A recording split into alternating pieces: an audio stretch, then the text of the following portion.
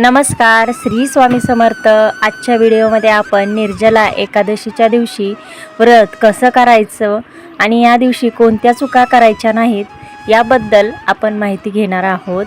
हिंदू पंचांगानुसार ज्येष्ठ मासातील शुक्ल पक्षातील एकादशी तिथीला निर्जला एकादशी असे म्हणतात। तसेच या एकादशीला भीमसेनी एकादशी म्हणून देखील ओळखले जाते।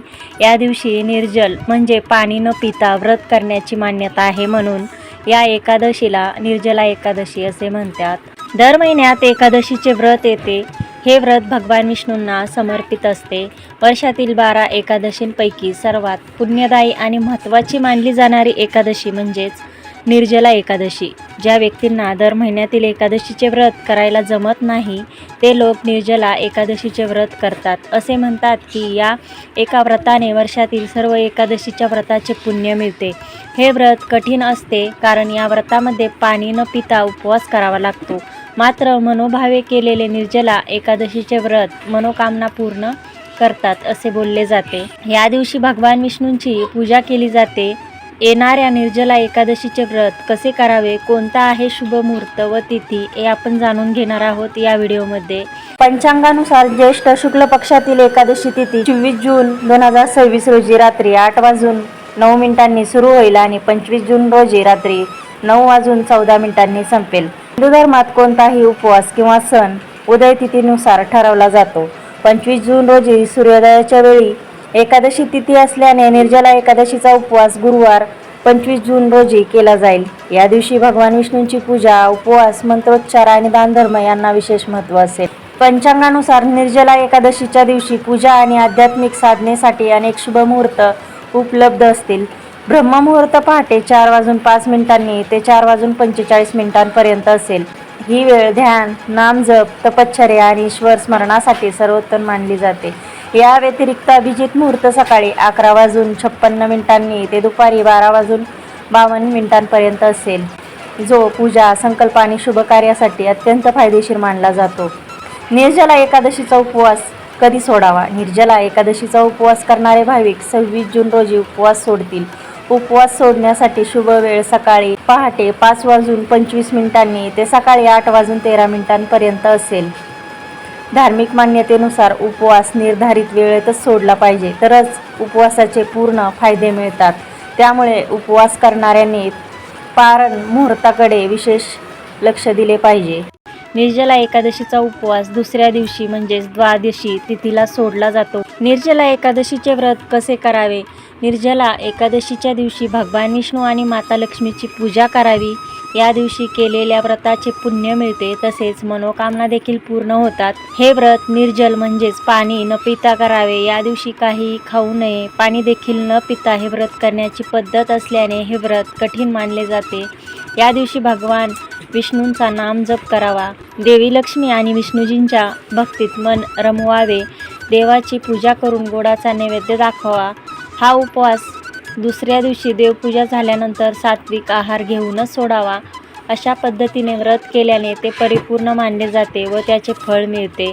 महाभारत काळात भीमाने निर्जला एकादशीचे व्रत केले होते, त्यामुळे तो ब्रह्म हत्येच्या दोषातून मुक्त झाला।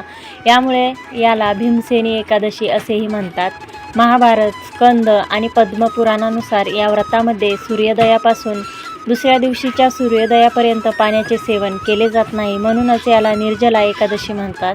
शास्त्र सांगते की जे लोक हे व्रत नियमानुसार करतात त्यांचे वय वाढते आणि त्यांना मोक्ष प्राप्त होतो। निर्जला एकादशी व्रतामध्ये सूर्योदयापूर्वी उठणे आवश्यक आहे। त्यानंतर तीर्थस्नान करण्याचा विधी आहे। हे शक्य नसल्यास गंगेच्या पाण्याचे काही थेंब आणि चिमूटभर तीळ पाण्यात मिसळून त्या पाण्याने स्नान करावे। त्यानंतर व्रत करण्याचा संकल्प करावा। यानंतर उगवत्या सूर्याला जल अर्पण करून दिवसाची सुरुवात करावी। एकादशी तिथीच्या सूर्योदयापासून दुसऱ्या दिवशी द्वादशी तिथीच्या सूर्योदयापर्यंत पाणी सेवन केले जात नाही आणि अन्नही खाल्ले जात नाही। भगवान विष्णूंची पूजा, दान आणि दिवसभर उपवास करण्याचा संकल्प घ्यावा। भगवान विष्णूंची पूजा नियमानुसार करावी।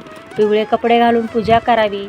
पूजेत पिवळी फुले, पिवळ्या मिठाईचा अवश्य समावेश करावा। यानंतर ओम नमो भगवते वासुदेवाय या मंत्राचा जप करावा.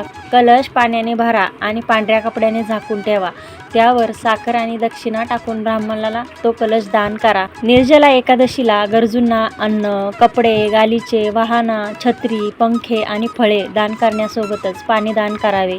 या दिवशी पाणी आणि तिळाने भरलेला कलश दान केल्याने अश्वमेध यज्ञ इतकेच पुण्य मिळते, ज्याने सगळी पापे संपतात. या दानाने व्रत करणाऱ्याचे पितरही तृप्त होतात. हे व्रत केल्याने इतर एकादशीला अन्न खाण्याचे दोषही संपतात आणि प्रत्येक एकादशी व्रताचे पुण्य फळ मिळते. जो या पवित्र एकादशीचे भक्तिभावाने पालन करतो तो सर्व प्रकारच्या पापापासून मुक्त होतो. निर्जला एकादशीच्या दिवशी कोणत्या चुका करायच्या नाहीत याबद्दल आपण जाणून घेऊया. निर्जला एकादशीला तुळशीच्या रोपाला पाणी अर्पण करू नका.